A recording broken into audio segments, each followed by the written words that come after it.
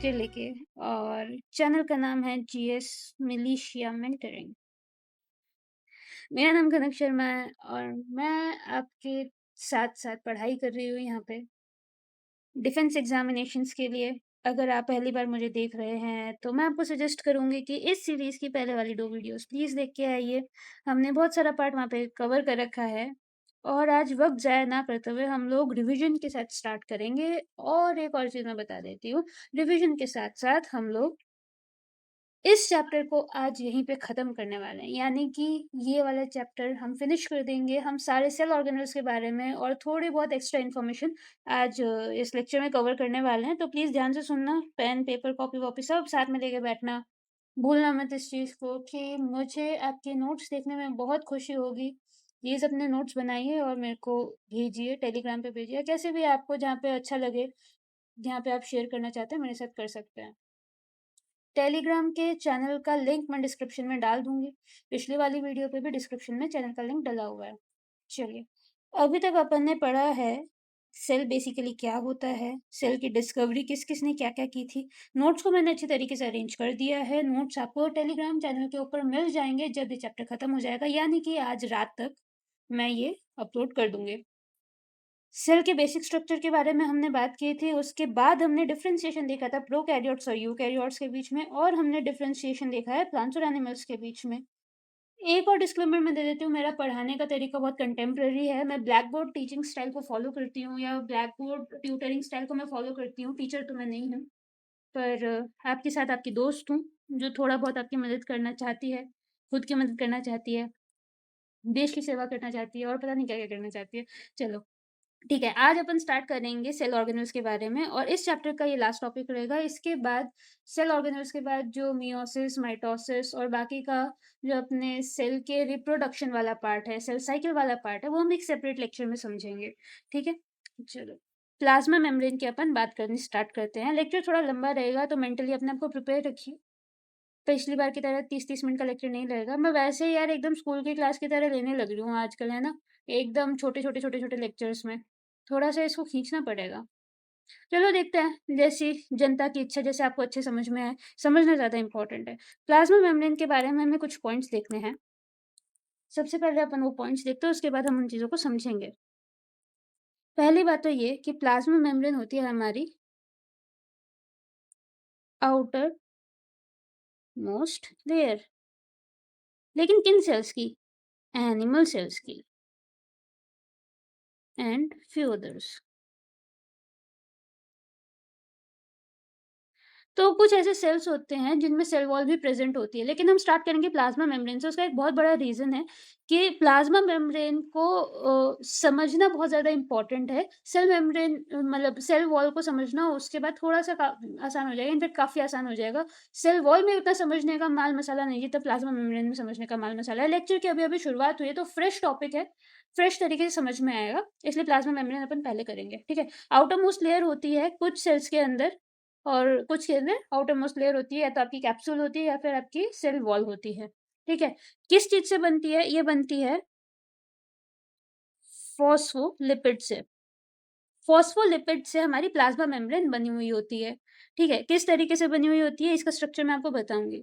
Phospholipids के साथ साथ इसमें थोड़ा सा कोलेस्ट्रॉल, कोलेस्ट्रॉल की स्पेलिंग में एच भी तो आता है, ये ऐसी गलतियां कर देती हूँ मैं।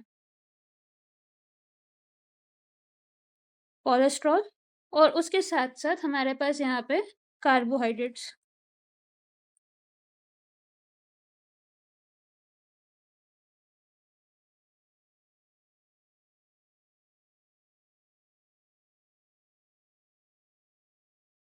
ठीक है, कोलेस्ट्रॉल प्लस कार्बोहाइड्रेट्स ये कुछ मात्रा में प्रेजेंट होते हैं इन स्मॉल अमाउंट। ये चीजें होती है अपने पास सेल वॉल के स्ट्रक्चर में, ओ सॉरी प्लाज्मा मेम्ब्रेन के स्ट्रक्चर में। मैं बार बार कंफ्यूज हो रही हूँ, सॉरी। हम प्लाज्मा मेम्ब्रेन की बात कर रहे हैं, हम प्लाज्मा मेम्ब्रेन की बात कर रहे हैं, और प्लाज्मा मेम्ब्रेन फॉस्फोलिपिड की बनी होती है। कोलेस्ट्रॉल प्लस कार्बोहाइड्रेट्स उसमें कुछ अमाउंट में प्रेजेंट होते हैं। Simple, good. ठीक है, प्लाज्मा मेम्ब्रेन का काम क्या होता है? सेल को एक्सटर्नल एनवायरनमेंट से सेपरेट करना, ठीक है, सेल का सेपरेट करना एक्सटर्नल एनवायरनमेंट से। और इसी के साथ साथ हमें एक मेन मेन मेन बहुत इंपॉर्टेंट पॉइंट जो याद रखना है वो ये है कि ये मेम्ब्रेन हमारी सेलेक्टिवली परमिएबल है। अब इन पॉइंट्स को अपन ध्यान से समझेंगे। ये नोट डाउन कर लिया, आई होप कर लिया होगा। वीडियो को पॉज करो, वरना फटाफट से नोट डाउन करो। मैं 5 सेकंड रुक रही हूँ, 5 तक काउंट करूंगी, उसके बाद मैं ये क्लियर कर दूंगी क्योंकि मुझे डायग्राम बना के समझाना है, ठीक है। 1 2 3 4 5। आई होप आपने वीडियो को पॉज किया होगा, उसके बाद नोट डाउन कर लिया होगा। काफ़ी टाइम ले लिया मैंने, चलो इसको क्लियर करते हैं अब।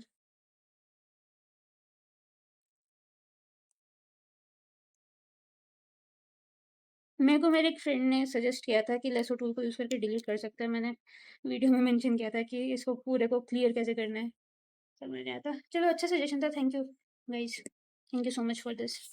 हाँ, अब मैं इसको थोड़ा सा एक्सप्लेन करते हैं डायग्राम के साथ। एक बहुत बेसिक सा सेल का डायग्राम बनाते हैं। ये अपना हो गया न्यूक्लियस, ये हो गई न्यूक्लियर मेम्ब्रेन, इसके आसपास यहाँ पे हमारे पास हो गई आपकी एंडोप्लाज्मिक रेटिकुलम।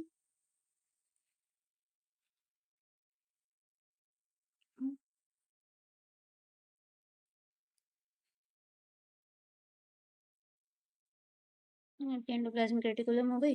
इसके अलावा कुछ हम सेल ऑर्गेनल्स बना देते हैं। ये हमारा माइटोकॉन्ड्रिया हो गया, ये आपका वैक्यूल हो गया, बाकी आपके राइबोसोम्स हो गए, कुछ गोल्गी एपरेटस हो गया। चलो ठीक है, ये इतना काफ़ी है अपने लिए अभी, है ना। तो भाई बेसिकली ये है अपनी प्लाज्मा मेम्ब्रेन। अच्छा, अब बहुत क्लियरली अपन को समझ में आ रहा है कि ये जो बाहर वाला पार्ट है इसको मैं बोल सकती हूँ अपना एक्सटर्नल एनवायरनमेंट। बोल सकते हैं, नहीं बोल सकते? बिल्कुल बोल सकते हैं कि ये अपना एक्सटर्नल एनवायरनमेंट है ना। और ये क्या है सेल के अंदर का? White colour. ये क्या है सेल के अंदर का? ये हमारा साइटोप्लाज्म। एक्सटर्नल एनवायरनमेंट हो गया, साइटोप्लाज्म हो गया। इन दोनों के बीच का जो सेपरेशन है ये आपकी प्लाज्मा मेम्ब्रेन है। और साइटोप्लाज्म में क्या होता है हमें पता है, ऑर्गेनल्स होते हैं और कुछ माइक्रो बॉडीज होती हैं, है ना। चलो ये हो गया अपना, है ना, ये चीज़ समझ में आ गई। एक्सटर्नल एनवायरनमेंट का सेपरेशन होती है। इसके अलावा हम क्या करेंगे, इस स्ट्रक्चर को थोड़ा सा जूम इन करके देखेंगे। जूम करता है भाई, एक पार्ट उठाते हैं और इसको अपन जूम करते हैं कि इसके अंदर में चीज़ें क्या हैं एक्चुअली। चलो ध्यान से समझना है इस चीज़ को, है ना। यहाँ पे देखो, ये कुछ मैं चेन जैसा बना रही हूँ, सेम इस तरफ ऐसे।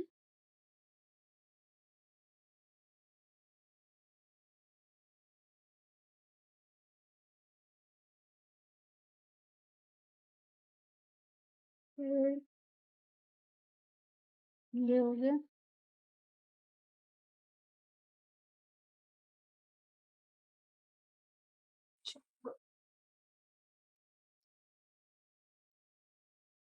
ध्यान से सुनना, नोट भी कर लेना साथ साथ। हमारे पास यहाँ पे क्या है, ये जो आपको एक यूनिट ऐसी दिख रही है, इसको मैं बना के दिखाती हूँ। ये कुछ इस तरीके से है ना? अब ये क्या चीज़ है, इसको ही हम बोलते हैं फॉस्फोलिपिड। यही अपना फॉस्फोलिपिड है। किस तरीके से है ध्यान से देखो, ये देखो, ये वाला जो पार्ट है अपना ऊपर वाला जो सर्कल है, ये आपका फॉस्फेट ग्रुप है। और नीचे वाला जो पार्ट है अपना, ये नीचे वाला पार्ट अपना क्या है, लिपिड है या फैटी एसिड है। कुछ बुक्स में आपको फैटी एसिड लिखा हुआ मिल जाएगा, कुछ बुक्स में आपको लिपिड लिखा हुआ मिल जाएगा। तो फॉस्फोलिपिड जो मॉलिक्यूल है उसमें क्या होता है, एक फॉस्फेट ग्रुप होता है और एक फैटी एसिड होता है। ये कंप्लीट मिलके क्या बनाते हैं, एक बायलेयर बनाते हैं। बायलेयर,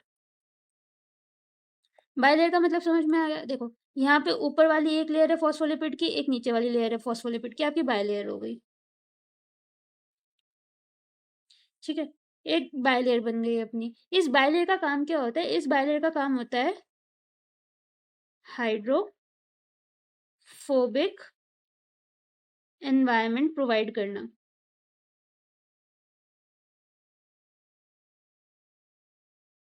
ठीक है, हाइड्रोफोबिक एनवायरनमेंट प्रोवाइड करती है बायलर, किस तरीके से करती है पता है आपको? नहीं पता? चलो मैं बता देती हूँ। हाइड्रोफोबिक एनवायरनमेंट इस तरीके से प्रोवाइड करती है कि ये वाला जो पार्ट है ना, फॉस्फोलिपिड जो चीज़ है, ये आपका वाटर रिपेलिंग है।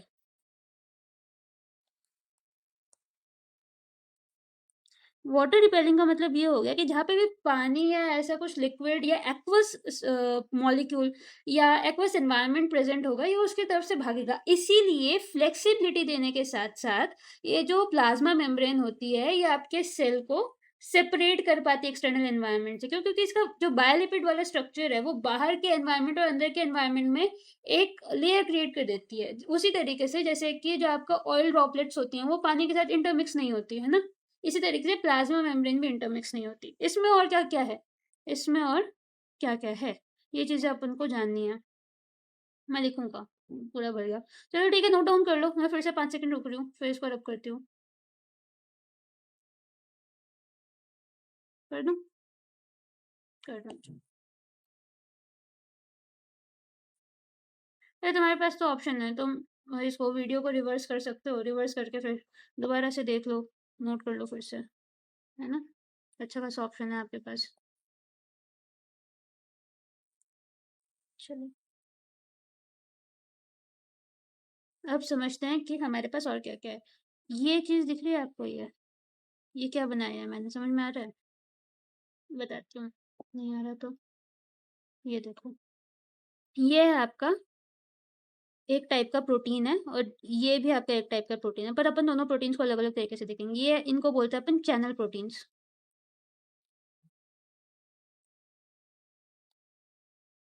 ये हमारे चैनल प्रोटीन्स हैं, और ये क्या है, ये अपने कैरियर प्रोटीन्स हैं। इनको समझना बहुत ज़रूरी है कि चैनल प्रोटीन और कैरियर प्रोटीन होते हैं प्लाज्मा मेम्ब्रेन में। इसीलिए समझना ज़रूरी है क्योंकि अगर ये प्रोटीन्स नहीं होंगे तो प्लाज्मा मेम्ब्रेन अपना नेचर नहीं दिखा पाएगी, है ना? जो प्लाज्मा मेम्ब्रेन का सेमी परमिएबल नेचर होता है, वो इसी कारण से होता है क्योंकि उसमें अलग-अलग टाइप के प्रोटीन्स प्रेज़ेंट होते हैं, और ये प्रोटीन का काम क्या होता है? प्रोटीन का काम होता है अलग-अलग मॉलिक्यूल्स को सेलेक्टिवली अलाउ करना कि कोई मॉलिक्यूल सेल के अंदर जाने के लायक है या नहीं है। ठीक है, आ गई बात समझ में? तो प्लाज्मा मेम्ब्रेन का जो सेमी परमेबल या सेलेक्टिवली परमेबल नेचर होता है, वो इस तरीके से डिफाइन होता है। अब मान लो चलो कि हमारे पास यहाँ पे कोई पैथोजन है, मान लो ये एक बैक्टीरिया है, ये वायरस है ना? अरे रुको, दोबारा बनाएंगे इसे। चलो,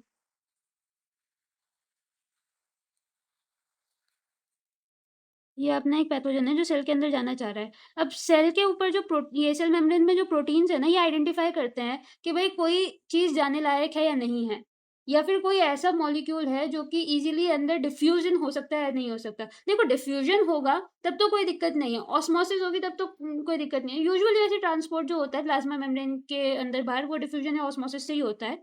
लेकिन अगर ऐसा कुछ है कि उसको अलाउंस चाहिए, उसको कुछ मतलब प्लाज्मा मेम्ब्रेन को अगर एनर्जी खर्च करनी पड़ेगी किसी चीज को सेल के अंदर घुसाने के लिए, तो ये चीज आपको दिखेगी, है ना? और क्या होगा कि जो प्रोटीन्स होंगे वो आइडेंटिफाई करेंगे कि ये वो एलिमेंट या ये फिर वो सब्सटेंस है जिसको सेल में डाला जा सकता है, नहीं डाला जा सकता। तो ये उसकी सेमी परमिएबिलिटी या फिर सेलेक्टिवली परमिएबल नेचर दिखाता है ना?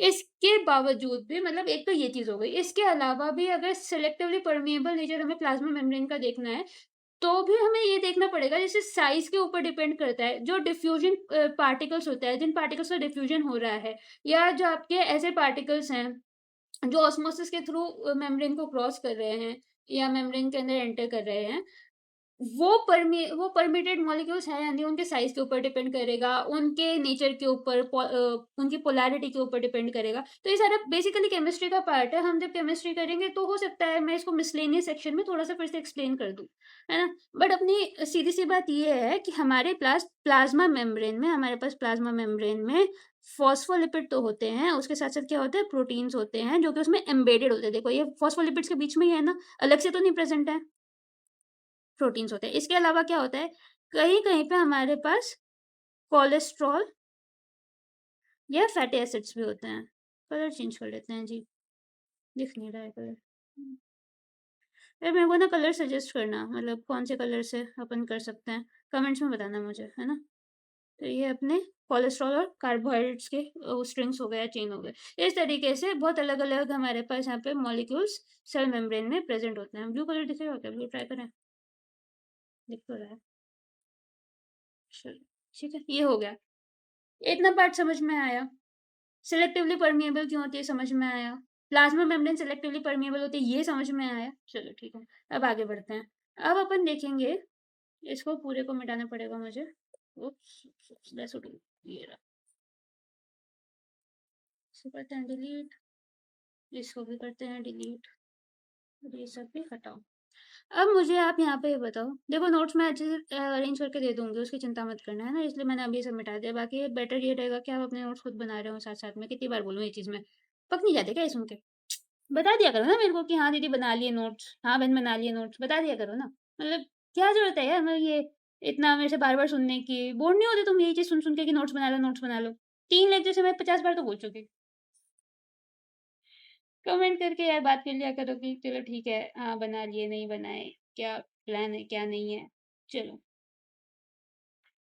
हो गया, इतनी बात हुई क्लियर। हाँ अब अपन बात करते हैं इसके फंक्शंस की। फंक्शंस की बात करेंगे हम। राइटिंग ठीक आ रही है, बड़ा साइज छोटा साइज वगैरह सब ठीक है ना, कोई दिक्कत तो नहीं है। चलो अब अपन बात करेंगे यहाँ पे फंक्शंस की। फंक्शंस क्या क्या है हमारे पास? सबसे पहले हम बात करेंगे पैसिव ट्रांसपोर्ट की।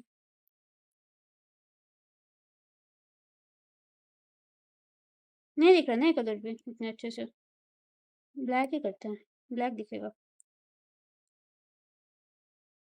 एक चमकदार सा लेते हैं इसको, थोड़ा सा नियॉन टाइप का बनाए। मेरे से तो ना कलर चूज करो, मिक्स करते हैं अपन कलर को।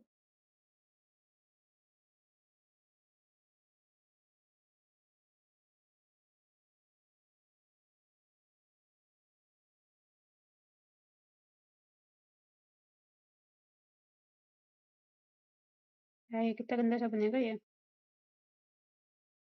सुंदर लग रहा है कलर तो। ट्राई करके देखते हैं, सही है ना? क्या मस्त कलर आया है। चलो पैसिव ट्रांसपोर्ट की बात करते हैं। पैसिव ट्रांसपोर्ट क्या होता है? ट्रांसपोर्ट से अपन क्या समझते हैं, किस चीज का ट्रांसपोर्ट हो रहा है यहाँ पे? भाई ट्रांसपोर्ट होएगा तो कोई चीज इधर से उधर तो होएगी। अब वो क्या चीज है जो यहाँ से वहां हो रही है? ये चीज है हमारे मॉलिक्यूल्स, ये हमारे आयंस, एंजाइम्स और कुछ और माइक्रोब्स हो जाते हैं।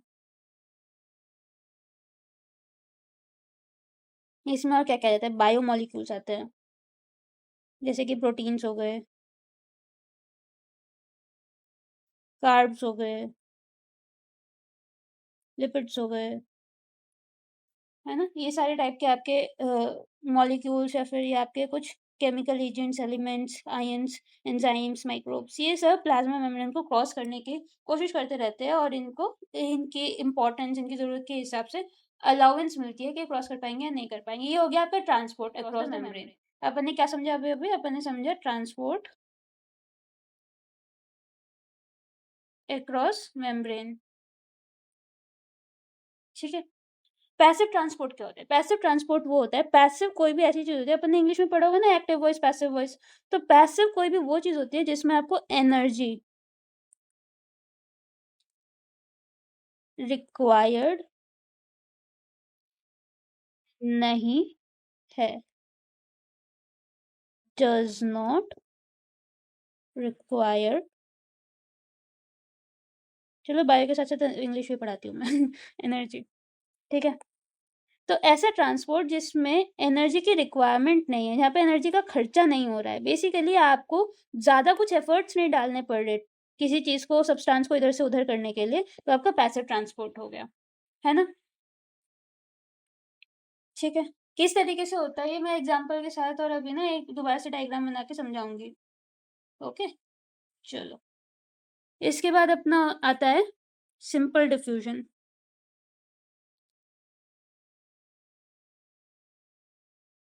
इसको अपन थोड़ी देर में समझेंगे, जब डिफ्यूजन और ऑस्मोसिस का डिफरेंस समझाऊंगी मैं, तब इसके साथ समझेंगे। ये होता है अपने white colour, white colour, white colour, ये होता है हमारे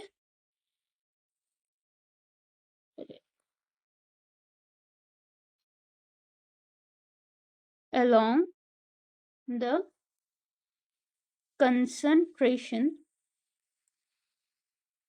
gradient।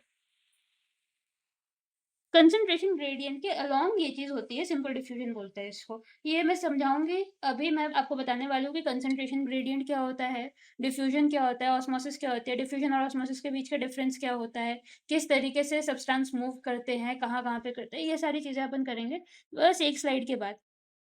ठीक है, इसके बाद अपने पास यहाँ पे है थ्रू कैरियर प्रोटीन्स। ऐसे प्रोटीन्स जो किसी सब्सटेंस को पकड़ के अंदर डाल दें।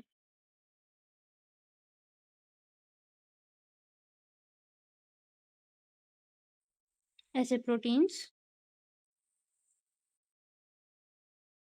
जो सब्सटेंस को पकड़ कर सेल में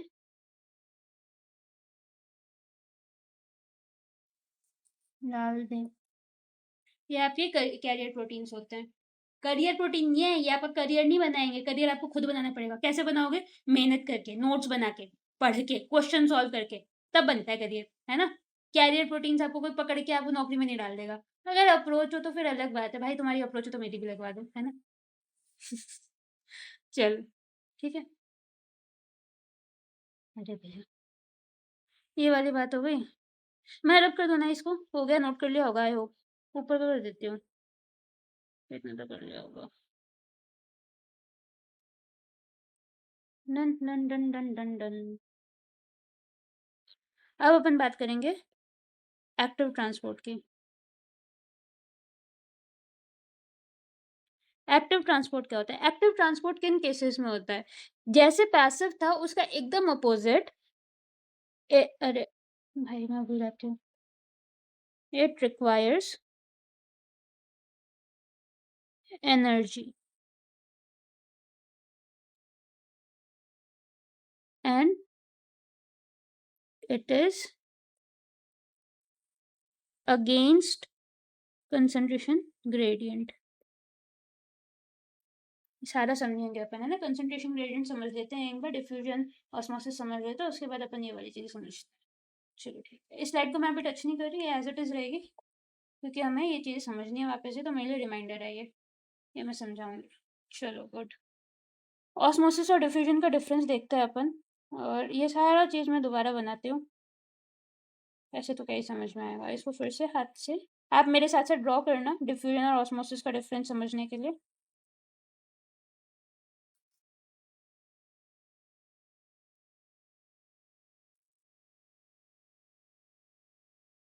ये इतना सारा गोला बनाने के बाद चबूतरा से सिलेक्ट हुआ, क्या फायदा, है ना। चलो अब आ जाते हैं अपन डिफ्यूजन पे ऑस्मोसिस के ऊपर। अभी तक 29 मिनट की हो चुकी है वीडियो, है ना। कोई नहीं, मैंने पहले ही कहा था कि लंबा जाएगा।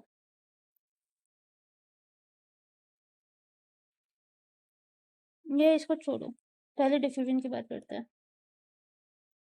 या उससे भी पहले अपन कंसंट्रेशन ग्रेडियंट समझते हैं। कंसंट्रेशन ग्रेडियंट क्या होता है? कंसंट्रेशन ग्रेडियंट क्या समझते हो आप किसी चीज के ग्रेडियंट से? ग्रेडियंट का मतलब क्या होता है? बेसिकली किसी भी चीज का एक कंपैरेटिव डिफरेंस, किसी भी चीज का कंपैरेटिव डिफरेंस को अपन ग्रेडियंट बोलते हैं। कंसंट्रेशन का ग्रेडियंट कैसे होएगा? जब एक पॉइंट के ऊपर कोई चीज ज्यादा हो, एक पॉइंट के ऊपर कोई चीज कम हो, और ज्यादा से कम या कम से ज्यादा तक जाने का जो आपका वो बनता जा रहा है, मेजरमेंट में जो चेंजेस आ रहा है, उसको आप ग्रेडियंट बोलते हो। तो ऐसे ही किसी भी सब्सटेंस के कंसंट्रेशन में जब डिफरेंस आ रहा है तो उसको आप कंसंट्रेशन ग्रेडियंट बोलोगे। किस तरीके से? मान लो कि आपका ये एक टब है, और टब में एक पार्टीशन है, सेमी परमिएबल मेम्ब्रेन का पार्टीशन है, या फिर कोई कपड़े की मेम्ब्रेन का पार्टीशन है, कुछ भी समझ सकते हो। कोई भी ऐसी सेल्यूलोजिक मेम्ब्रेन है, कोई भी ऐसी मेम्ब्रेन है जिसके आर पार चीज़ें जा सकती हैं, है ना। इसमें क्या होएगा, इसमें होगा पानी। ये हो गया अपना पानी।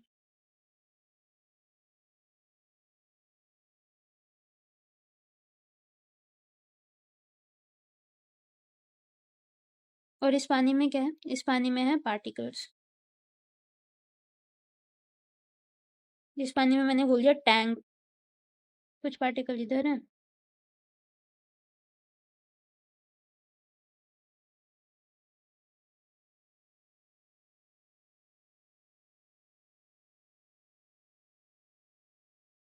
गलत साइज चूज कर लिया मैंने, ज़्यादा चलाना पड़ रहा है। कोई नहीं, समझ जाओ ना, इधर बहुत ज़्यादा है, देखो ऑलरेडी उधर से ज़्यादा हो चुके हैं, हो गए ना। चलो, इधर कुछ पार्टिकल्स हैं, इधर कुछ अमाउंट ऑफ पार्टिकल है। ऑब्वियसली हमको दिख रहा है कि यहाँ पे पार्टिकल ज़्यादा है, तो इसको अपन बोलेंगे हाई कंसंट्रेशन, और इसको अपन बोलेंगे लो कंसंट्रेशन। ठीक है, यहाँ पे लो कंसंट्रेशन है, यहाँ पे हाई कंसंट्रेशन है, तो ये जो बन गया है इसको अपन बोलते हैं कंसंट्रेशन ग्रेडियंट। अब इस कंसंट्रेशन ग्रेडियंट को अपन किस तरीके से यूज करेंगे ये आप देखना और समझना मेरे साथ, है ना। वाह, इन नोट्स को मिटाओ, कहाँ गया वो तो, वेरी गुड। चलो, डिफ्यूजन से स्टार्ट करते हैं। चलो मान लो कि यहाँ पे अपने पास एक इंडक्शन है, हम हॉस्टल्स में रहते हैं सब लोग, है ना, हॉस्टल में सबके पास इंडक्शन केटल ये चीज़ होती है। डूडल कर लेते हैं यार, बढ़िया से मज़ा आ गया, मैंने बहुत टाइम से डूडल किया भी नहीं है।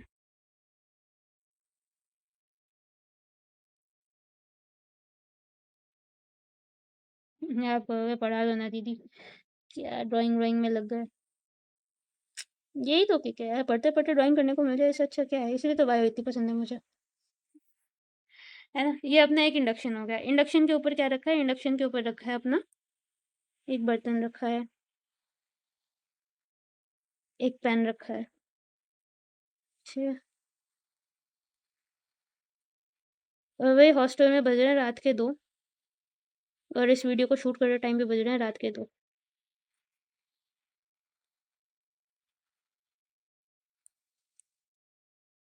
ठीक है। और इस पैन में बन रही है अपने पास, क्या बन रही है, इधर बन रही है मैगी, मैगी मैगी मैगी। ए, एडवर्टीजमेंट नहीं आई है, मैं बता रही हूँ हॉस्टलर्स का स्टेपल फूड है मैगी, है ना। यूँ मत समझना कि मैं मतलब एडवर्टाइज कर रहा हूँ, मैं खुद नहीं खाती, इनफैक्ट खानी भी नहीं चाहिए, जंक फूड नहीं खाना चाहिए ना। स्टूडेंट लाइफ में इनफैक्ट बहुत ज़रूरी है कि आप हेल्दी चीज़ें खाएं। चलो, ये अपनी मैगी हो गई बढ़िया से पक के तैयार, और ये जब पक के तैयार हुई तो इसमें से आने लगी खुशबू, और ये जो हमारे एरोमेटिक मॉलिक्यूल्स हैं ये सारी जगह फैलने लग गए। अब भाई जो ये अपना पास में है, जो एनवायरनमेंट इसके कुकर के या आपके बर्तन के पास है, यहाँ पे ऑब्वियसली कंसंट्रेशन ज़्यादा होगी, स्मेल के जो मॉलिक्यूल्स है, फ्रेग्रेंट मॉलिक्यूल्स, एरोमेटिक मॉलिक्यूल्स हैं उनकी। और जैसे जैसे यहाँ पे अपन जाते जाएंगे तो यहाँ पे लो कंसंट्रेशन होगी, भाई ऑब्वियसली ये दूर है तो कंसंट्रेशन थोड़ी सी कम है इधर, है ना। लेकिन क्या है ना कि वो जो आपके पड़ोस में बच्चा रहता है उसको 2 बजे लगी थी बहुत तेज भूख, और भूख में उसको आ गई खुशबू, और वो उड़ते उड़ते आपके कमरे में आ गया खुशबू का पीछा करते हुए। मोटू पतलू देखा किसी ने जो समोसे के पीछे उड़ते हुए जाते हैं, वैसे ही आपका दोस्त आपके कमरे में मैगी की खुशबू सूंघ के आ गया है, और उसको अब मैगी खानी है आपके साथ। आपने बेचारे ने बनाई थी एक पैकेट की, चलो मेरा पेट भर जाएगा मैं सो जाऊंगा, बहुत थक गया आज तो, मतलब दिन लंबा चला गया, और यहाँ पे आपको शेयर करनी पड़ गई। ना उसका पेट भरेगा ना आपका पेट भरेगा, पर दोनों खाते हुए जो बातें करोगे वो यादगार हो जाएंगी। चलो ठीक, बहुत नॉस्टैल्जिया हो गया, आगे बढ़ते हैं। तो मैगी के बनने की खुशबू उसके कमरे तक पहुंची कैसे, वो पहुंची डिफ्यूजन की प्रोसेस से। कैसे पहुंची, डिफ्यूजन की प्रोसेस से। डिफ्यूजन हुआ कैसे, डिफ्यूजन हुआ कि भाई जो ये एरोमेटिक पार्टिकल्स थे, जो ये गैस के मॉलिक्यूल्स थे जो खुशबू फैलाने का काम कर रहे थे, खुशबू बनाने का काम कर रहे थे, वो from their high concentration to their low concentration move कर रहे हैं। ये पार्टिकल्स मूव कर रहे हैं, इनके पास कुछ एनर्जी और ये मूव कर रहे हैं। है ना, केमिस्ट्री में अपन पढ़ेंगे या फिजिक्स में पढ़ेंगे, गैसेस के बारे में पढ़ेंगे, जबकि भाई ये कैसे मूव करते हैं। तो यहाँ पे हम बात कर रहे हैं डिफ्यूजन में, और जब अपन डिफ्यूजन की बात करते हैं तो हम बात करते हैं नेट मूवमेंट की। Net movement of molecules from a region of high concentration to a region of low concentration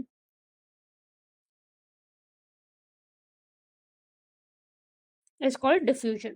अब नेट मूवमेंट की जब मैं बात करूँ तो नेट मूवमेंट क्या होता है? Net of anything is it's positive value minus it's negative value, and जो आपके पास फिर रिजल्टेंट आता है उसको अपन नेट बोलते हैं किसी भी चीज़ का, है ना। तो यहाँ पे पॉजिटिव और नेगेटिव वैल्यू तो नहीं, बट हम यहाँ पे डायरेक्शन को समझेंगे। हम ये देखेंगे कि जो डिफ्यूजन होता है ना, जब तो मॉलिक्यूल्स के पास कोई पर्टिकुलर डायरेक्शन नहीं होती, वो चारों तरफ फैलते हैं, लेकिन पर्टिकुलरली वो आपके दोस्त के रूम तक कैसे पहुंचे वो डिपेंड करता है। मतलब पता है, जैसे मॉलिक्यूल्स है ना, यहाँ पे ये जो मॉलिक्यूल्स है, ये कुछ इसमें से ऐसे भी होंगे जो वापस इधर ही आ रहे होंगे, है ना, जो एक कुछ तो इधर जा रहे हैं, मतलब मैक्सिमम इधर जा रहे हैं, और अभी कुछ बाउंस बैक करके वापस इधर ही आ रहे हैं। तो ये जो डायरेक्शन है ना, आप ये देखो कि इधर जाने वालों की संख्या ज्यादा है और इधर आने वालों की संख्या कम है। तो नेट मूवमेंट वो हुई कि भाई ज्यादा जो मॉलिक्यूल्स जिस डायरेक्शन में जा रहे हैं,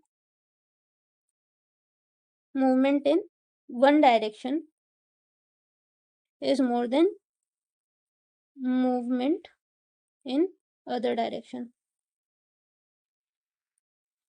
ठीक है, बात समझ में आ गई ना? मैं ये सब लिखा हुआ मैं तो आपको वैसे ही प्रोवाइड कर दूंगी, मेरे बोलने के साथ साथ तो लिख सकते हो यार। Movement in one direction is more than movement in the opposite direction, और इस कारण से जो ऑपोजिट डायरेक्शन वाली मूवमेंट है वो कैंसिल आउट हो जाएगी, और जो बची हुई मूवमेंट होगी, जो आपका रिजल्टेंट होगा, that is going to be your net movement. तो net movement of molecules from a region of high concentration to a region of low concentration is called as diffusion. आ गई बात समझ में मेरे प्यारे भाइयों बहनों, मेरे सखे साथियों, संगियों, मित्रों, और क्या बोलूँ मैं तुमको, क्या ही बोलूँ तुमको मैं।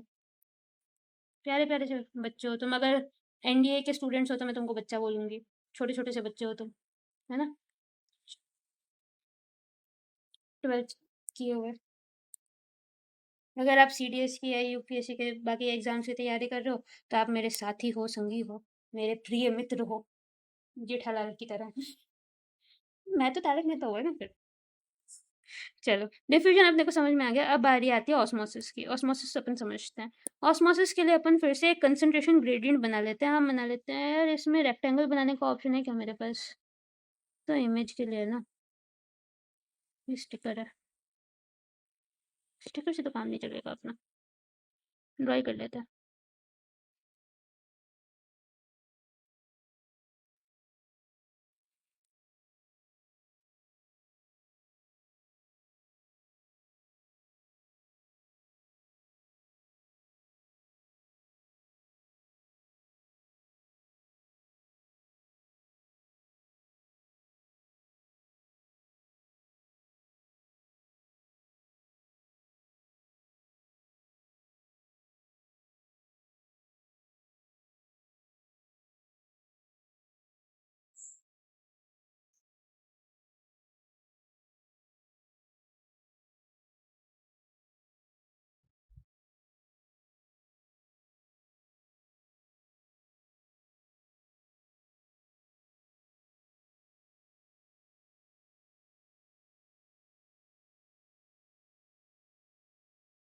ये है हमारा बीकर।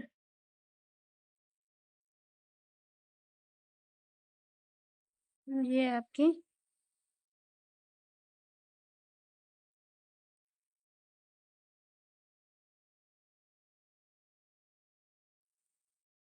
पतलेपन से बेकार राइटिंग आती है, खैर कोई नहीं। चलो, अब इसके अंदर हमें फिर से पानी भरना है। हरे रंग का पानी नहीं भरेंगे, एज ब्लू ही है पानी, पानी हम ब्लू भरेंगे।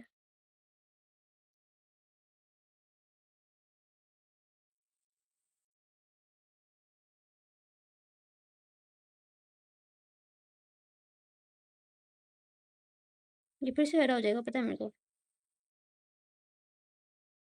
कहा था ना मैंने, हरा हो जाएगा वैसे, कोई ना, स्विमिंग पूल का पानी समझ लेना। चलो ठीक है, वापस से कंसंट्रेशन ग्रेडियंट बनाते हैं।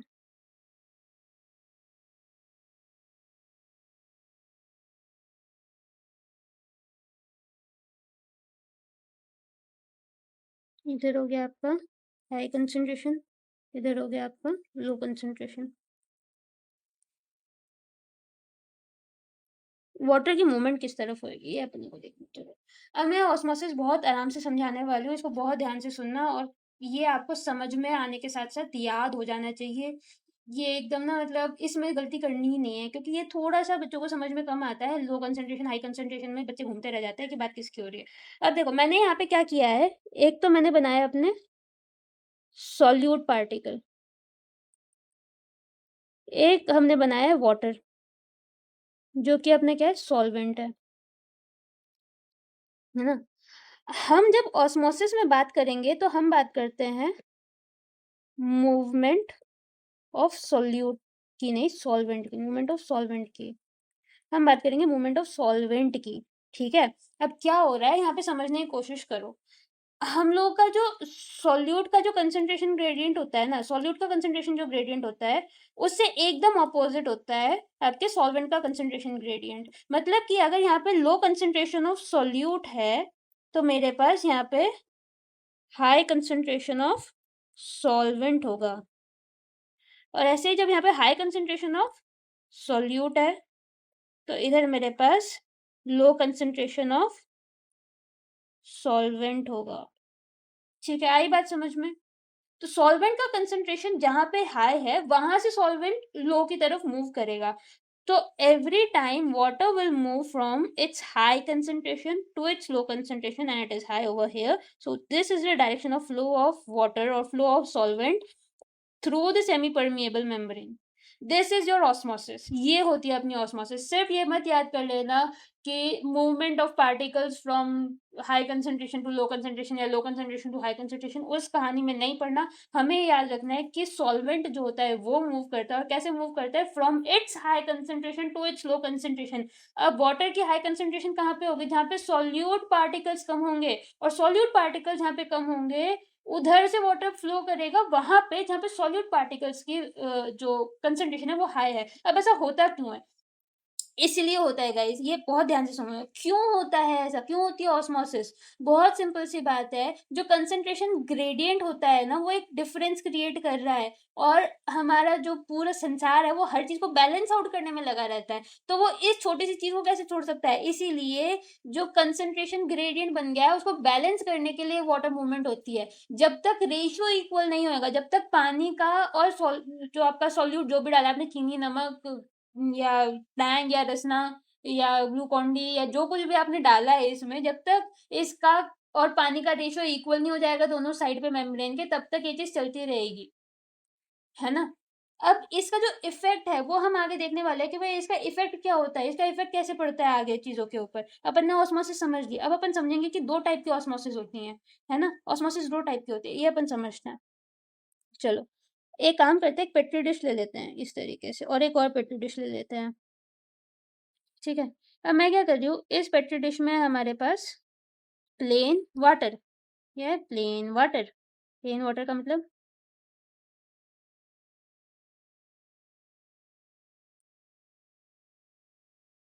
प्लेन वाटर की जगह अपन यहाँ पे डिस्टिल्ड वाटर लिख लेते हैं साइंटिफिक लैंग्वेज में। तो यहाँ पे हमारे पास है डिस्टिल्ड वाटर। डिस्टिल्ड वाटर क्या होता है, ये शायद आपको पता हो या ना पता हो, मैं बता देती हूँ। डिस्टिल्ड वाटर का मतलब होता है ऐसा पानी जिसमें आयंस की कंसंट्रेशन एकदम कम होती है।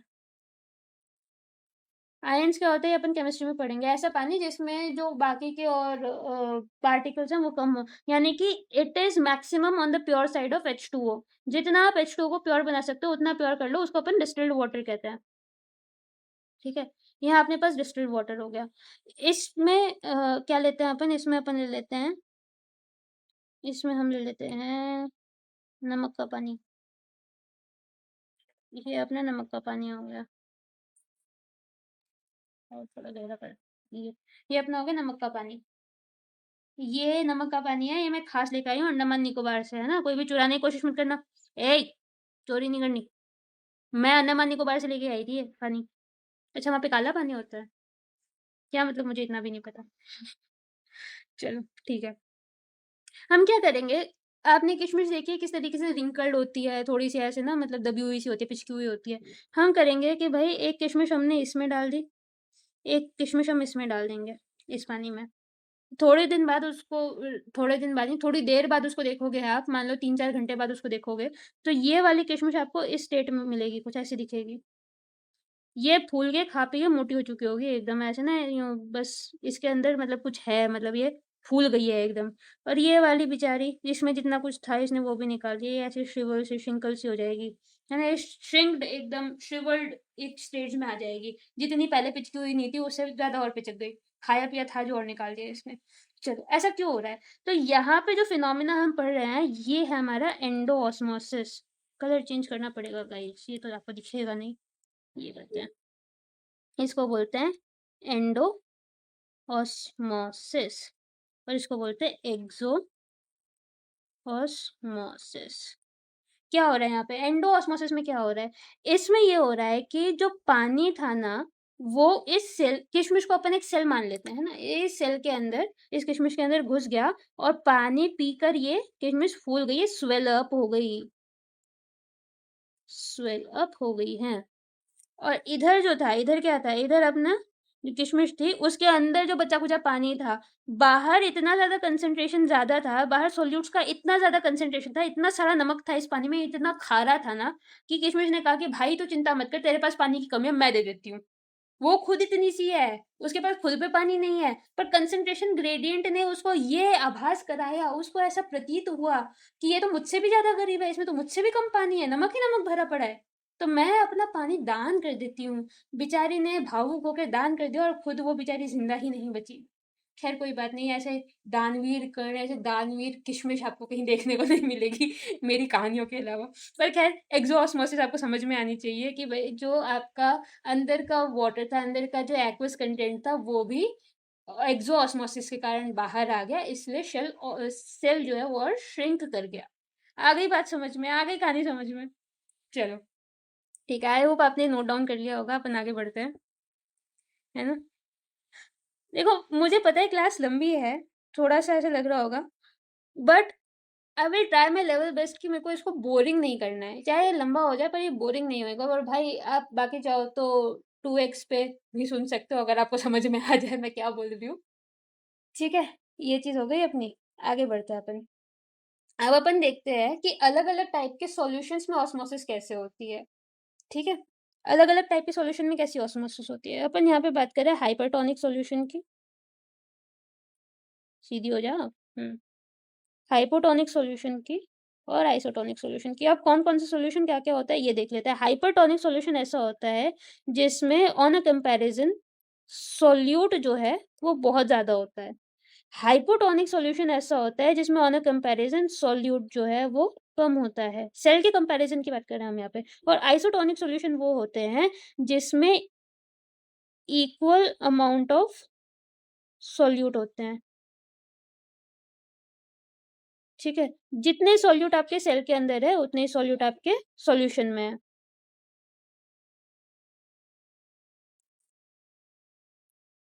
ये बात आ गई समझ में। अब अपन इस डायग्राम से समझते हैं कि भाई क्या क्या होगा इसमें। हम प्लांट सेल का एक मॉडल लेंगे, हालांकि ये एनिमल सेल्स में भी होता है, इसका मतलब ये नहीं कि सिर्फ प्लांट सेल्स में होएगा, बट प्लांट सेल में इसको समझना आसान है, तो अपन ये लेंगे। ठीक है, हाइपरटोनिक सॉल्यूशन के कारण क्या होगा कि मैंने अगर किसी सेल को हाइपरटोनिक सॉल्यूशन में रखा है, ये मेरा हाइपरटोनिक सॉल्यूशन हो गया, इसमें ये वही अंडमान निकोबार का लाया हुआ खारा पानी है, बहुत ज्यादा कंसंट्रेशन ऑफ सॉल्ट है इसमें, है ना। तो इसमें नमक नमक नमक नमक नमक नमक नमक शमक डाल देते हैं। कॉपीराइट मत लगा देना, मैं ऐसे ही मजाक मस्ती में बोल रही हूँ। ठीक है, चलो, इसमें हमने नमक डाला, और ये आपका हो गया एक प्लांट सेल। प्लांट सेल इसमें आ गया ना, ये आपका प्लांट सेल है। अब क्या होएगा, छी यार, अच्छा नहीं बनाया, समझा नहीं पाऊंगी मैं, रुको ढंग से बना लेते हैं। देखो यहाँ पे क्या सीन है, यहाँ पे क्या हो रहा है गाइस, कि मैंने इस अंडमान निकोबार से लाए हुए पानी में हाइपरटोनिक सॉल्यूशन के अंदर क्या किया, मैंने एक प्लांट सेल को रखा और इसमें सॉल्यूशन में रखने के कारण क्या हुआ, यहाँ पे हो गई आपकी एक्सोऑस्मोसिस। एक्सोऑस्मोसिस हुई। एक्सोऑस्मोसिस का मतलब ये हो गया कि भाई जितना इसका सेल के अंदर एक्वस कंटेंट था वो इसने बाहर फेंक दिया, और अगर सेल ने एक्वस कंटेंट बाहर फेंक दिया तो हमारे पास क्या होएगा, हमारे पास होएगी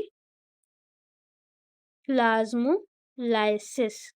प्लाज्मोलाइसिस से हमें क्या समझ में आता है, हमें प्लाज्मोलाइसिस से ये समझ में आता है कि भाई यहाँ पे बात हो रही है प्लाज्मा मेम्ब्रेन की, और लाइसिस का मतलब पता है हमें, टूटना, है ना। लाइसिस का मतलब होता है आपका टूट गई है प्लाज्मा मेम्ब्रेन हमारी, फट गई है, टूट गई है। तो लाइस का मतलब होता है किसी भी चीज का डिसरप्ट होना। तो क्या हो रहा है कि plasma membrane gets disrupted. Plasma membrane disrupt हो रही है। प्लाज्मा मेम्ब्रेन क्यों डिसरप्ट हुई, क्योंकि सेल के अंदर का कंटेंट इतना ज्यादा निकल गया कि प्लाज्मा मेम्ब्रेन श्रिंक हुई, और श्रिंक होने के कारण वो इतना ज्यादा श्रिंक हो गया कि वो फट ही गई। इससे क्या होगा, इससे होगी आपकी सेल डेथ, क्योंकि बिना प्लाज्मा मेम्ब्रेन के सेपरेशन बाउंड्री नहीं होगी, इसीलिए जो आपका बाकी का सेल का मटेरियल होगा वो जिंदा नहीं रह पाएगा, साइटोप्लाज्म फैल जाएगा, और साइटोप्लाज्म के फैलने के बाद सेल जिंदा नहीं रह सकता, तो हो जाती है सेल डेथ। ये तो हो गया आपका हाइपरटोनिक सॉल्यूशन का एक वो, कि भाई हाइपरटोनिक सॉल्यूशन में रखने से क्या होगा। एक्सोऑस्मोसिस और प्लाज्मोलाइसिस आपको याद रहना चाहिए, है ना।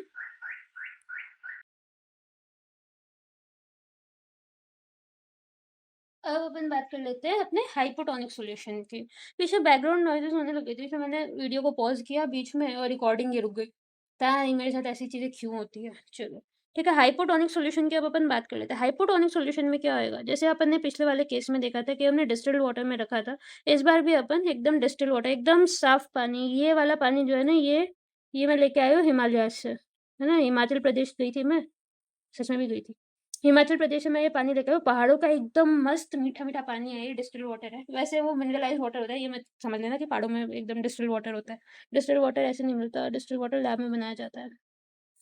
चलो ठीक है, ये मैं अपनी साइंस की लैब से लेके आई हूँ डिस्टिल्ड वाटर, और इसमें मैंने फिर से अपना प्लांट सेल डाल दिया। ये अपना प्लांट सेल हो गया, और इसके पास ये एक वैक्यूल है, इसके पास ये न्यूक्लियस है। अच्छा एक बात मैं बता दूं, मैंने शायद पता नहीं पहले बताई थी या नहीं बताई थी, जो प्लांट सेल होता है ना उसमें वैक्यूल की साइज बहुत बड़ी होती है, और प्लांट सेल में वैक्यूल की साइज बड़ी होने के कारण क्या होता है, जो सेल का न्यूक्लियस होता है वो एक तरफ शिफ्ट हो जाता है, वो सेंटर में नहीं रह पाता। बस इतनी सी बात थी, ज्यादा कुछ नहीं है। ठीक है, प्लांट सेल अपना हाइपोटोनिक सॉल्यूशन में रखा है, इसके साथ क्या होगा, वही होगा जो मंजूर खुदा होगा, नहीं वही होगा जो मंजूर बायोलॉजी होगा। क्या है बायोलॉजी को मंजूर, क्या है मंजूर बायोलॉजी को आखिर, चलो समझते हैं। यहाँ पे होगा हमारे पास एंडो ऑस, अरे एक तो मैं एंडो और ऑस्मोसिस को साथ में लिखने के बजाय अलग अलग लिख देती हूँ। एंडोस्मोसिस, एंडोस्मोसिस होगा यहाँ पे, एंडोस्मोसिस। इसमें क्या होगा, जो आपका प्लांट सेल है वो खा पी के मोटा तगड़ा हो जाएगा, वैक्यूल का साइज भी बढ़ जाएगा, न्यूक्लियस और ज़्यादा शिफ्ट हो जाएगा, और प्लांट सेल जो है वो फूल जाएगा। यहाँ पे देख रहे हो, ये हो गया आपका फ्लैश, ये तो हाइपोटोनिक का हो गया ना, सिर्फ हाइपोटोनिक डाल रखा है इनने। चलो छोड़ो, सॉरी हाइपरटोनिक है ना। हाइपोटोनिक में क्या होगा, आपका प्लांट सेल जो है वो एकदम फूल जाता है। इधर देख लो, डायग्राम में देख लो, उसको छोड़ो, ये देखो इस तरीके से। और इसका साइज बड़ा होने के कारण क्या होएगा कि जो कारण इसका ये है कि जो आपका एक्वस कंटेंट था जो कि सॉल्यूशन में था बाहर, वो अंदर के सॉल्यूट कंसंट्रेशन ज्यादा होने के कारण अंदर की तरफ मूव करेगा, इसी को अपन एंडोऑस्मोसिस कहते हैं। तो यहाँ पे प्लांट सेल क्या हो रहा है, यहाँ पे ये स्वेल अप हो रहा है। ठीक है, आ गई बात समझ में। अब आगे बढ़ते हैं, अपन बात करते हैं आइसोटोनिक सॉल्यूशन की। आइसोटोनिक सॉल्यूशन में क्या होता है, आइसोटोनिक सॉल्यूशन में जैसे मैंने आपको बताया एक्चुअली कुछ नहीं होता, बट फिर भी मैं ये कंसेप्ट आपको समझाऊंगी। हमने यहाँ पे उसी कंसंट्रेशन का सॉल्यूशन लिया है जैसा का जैसा आपके सेल के अंदर होता है, मतलब जितने कार्बोहाइड्रेट, जितने सॉल्यूट या जो कुछ भी सेल के अंदर प्रेजेंट है वो सब सॉल्यूशन के अंदर भी उसी मात्रा में प्रेजेंट है।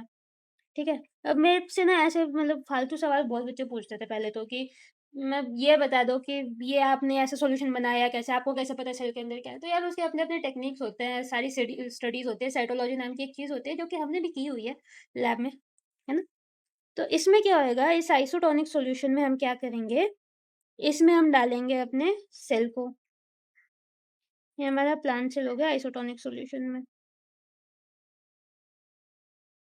और आइसोटोनिक सॉल्यूशन में जो हमारा प्लांट सेल है, इसमें क्या हो रहा है ना, इसको थोड़ा सा जूम इन करके मैं अच्छे से दिखाती हूँ, माफ करना मेरे को अगर आपको कन्वीनियंट ना लगे तो, बट थोड़ा सा मैं इसको जूम इन करके दिखाती हूँ। मुझे पता है थोड़ा सा अजीब लगता है, बट प्लीज ये देखो, पतला पेन पतला पेन पतला पेन, ब्लैक वाला ले लेते हैं ये।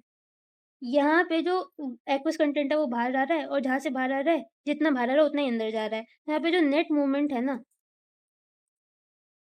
Net movement of your solvent, ये जीरो होती है। इसीलिए हमें लगता है कि कोई भी चेंज नहीं हो रहा है। जब आपकी नेट मूवमेंट जीरो होती है ना, तो आपको कोई भी चेंज दिखाई नहीं देता। ये आपका आइसोटोनिक सॉल्यूशन में होता है। तीनों सॉल्यूशन के अंदर ऑस्मोसिस किस तरीके से होती है, आई होप समझ में आ गया होगा। आगे बढ़ते हैं अपन। और यहाँ पे सेल वॉल आ गई, सारा समझा दिया ना मैंने प्लाज्मा मेम्ब्रेन के बारे में। एंडोस्मोसिस, एक्सोस्मोसिस हो गया, डिफ्यूजन हो गया, है ना, ये सारी चीजें हो गई अपनी। प्लाज्मोलाइसिस समझ में आ गया। सेल वॉल के बारे में समझना है अब अपने को, तो अपन अपने अगले टॉपिक पे चलते हैं, जो कि है अपने सेल वॉल।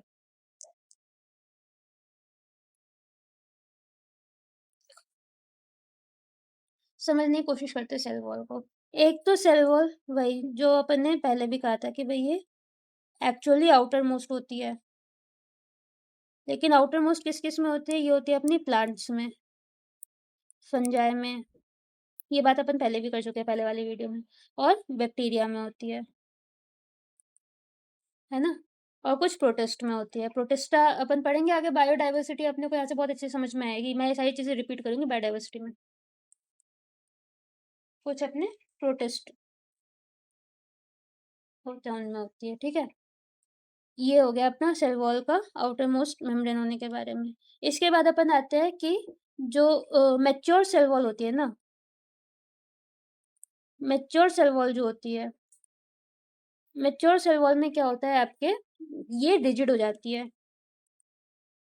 अब मैच्योर सेल वॉल के रिजिड होने का मतलब ये है, जो मेरिस्टेमेटिक सेल्स होता है, जो डिवाइडिंग सेल्स होता है बेसिकली, डिवाइडिंग सेल्स जो होते हैं, इनके पास जो सेल वॉल होती है वो सॉफ्ट होती है और इजी टू ब्रेक होती है। क्यों? क्योंकि जब सेल डिवाइड कर रहा है तो उसको डिवाइड करके एक नया सेल बनाना है, और अगर सेल वॉल हार्ड होगी तो वो डिवीजन की प्रोसेस में थोड़ी सी प्रॉब्लम आएगी। उस चीज को अवॉइड करने के लिए जो आपकी सेल वॉल होती है वो रिजिड और तब होती है जब सेल मेच्योर हो जाता है। और जो आपका सेल वॉल ये मेच्योर सेल्स में या डिवाइडिंग सेल्स में होते हैं वो सॉफ्ट होती है नेचर में, ताकि वो इजीली ब्रेक डाउन कर सके। ठीक है, ये होगी बात। चलो आगे बढ़ते हैं। और क्या देखना है अपने को सेल वॉल के बारे में?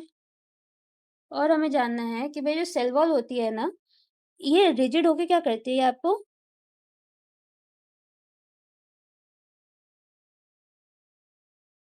स्ट्रक्चरल सपोर्ट देती है, ठीक है, और प्रोटेक्शन देती है अपने सेल को। प्लाज्मा मेम्ब्रेन के बाहर होती है, ये चीज़ हमें पता है। और इससे क्या होता है कि जब अपन ने देखा कि भाई हाइपोटोनिक सॉल्यूशन में आपने सेल को रखा, उससे क्या होगा, सेल फूलेगा। बट जो प्लांट सेल्स होते हैं, अगर उनको हाइपोटोनिक सॉल्यूशन में रखा जाए तो ये सेल को फटने से या सेल को एकदम डिस्टर्ब होने से रोकती है। तो उस चीज में भी ये उसको प्रोटेक्ट करती है। भाई ऐसा होगा कि प्लाज्मा मेम्ब्रेन तो एक्सपैंड कर जाएगी, वो तो फ्लूइड होती है नेचर में, फ्लेक्सिबल होती है। प्लाज्मा मेम्ब्रेन एक्सपैंड करती रहेगी, इतना एक्सपैंड कर जाएगी कि एक टाइम के बाद वो फट जाएगी। बैलून में क्या होता है, बैलून में अगर आप बहुत ज्यादा पानी भरते रहते हो, पानी भरते रहते हो, तो एक टाइम के बाद बलून जो होता है वो डिस्टर्ब हो जाता है, फट जाता है। इसी तरीके से प्लाज्मा मेम्ब्रेन भी फट सकती है। लेकिन ये सेल वॉल क्या करती है, सेल वॉल उसको बाउंड्रीज प्रोवाइड कर देती है कि भाई इसके आगे प्लाज्मा मेम्ब्रेन और एक्सपैंड नहीं होगी। ये चीज है सेल वॉल की, ओके।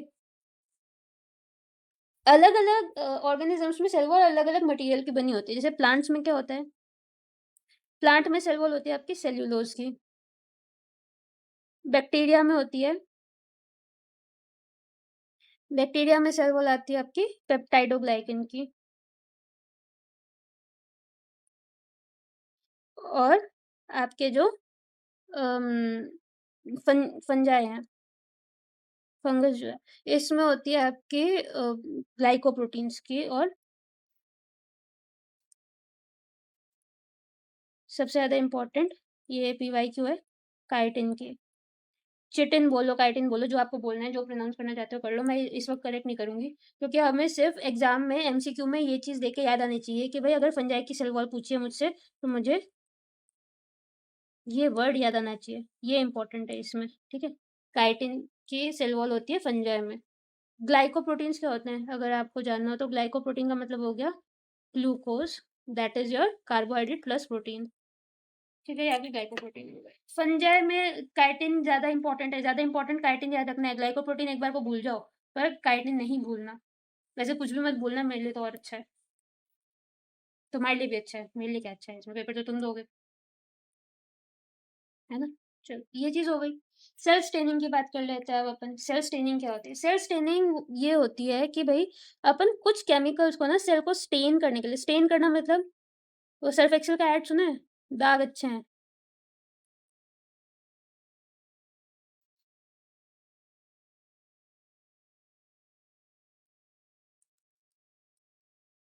दाग सच में अच्छे हैं। किस तरीके से अच्छे हैं ये देखते हैं अपन। स्टेन करना मतलब किसी भी चीज को एक कलर प्रोवाइड करना, कोई पर्टिकुलर कलर देना। क्यों? क्योंकि हमें उस पर्टिकुलर ऑर्गन को या उस पर्टिकुलर ऑर्गेनल को माइक्रोस्कोप में अलग कलर में देखना है। तो सेल्फ स्टेनिंग कुछ ऐसे केमिकल्स को यूज करके होती है, जैसे आपका आयोडीन हो गया। आयोडीन क्या करता है, एक कैरेक्टरिस्टिक ब्लू कलर प्रोवाइड करता है। तो आयोडीन से हम ऑनियन पील को स्टेन करते हैं। ये एनसीईआरटी का शायद क्लास 9th की एक्टिविटी है ना। ऑनियन पील को ऐसे स्टेन किया जाता है, फिर उसको माइक्रोस्कोप के अंदर में देखा जाता है, तो ऐसे इस तरीके का उसमें स्ट्रक्चर ऐसे दिखता है, लाइन में अरेंज एकदम प्लांट से, बहुत सुंदर सुंदर से स्ट्रक्चर दिखते हैं इस तरीके से, है ना। ये हो गया। इसके अलावा आयोडीन के अलावा क्या होता है, हमारे पास होता है एक सेफ्रानिन। एक सेफ्रानिन होता है, सेफ्रानिन के अलावा मिथाइल भी होता है।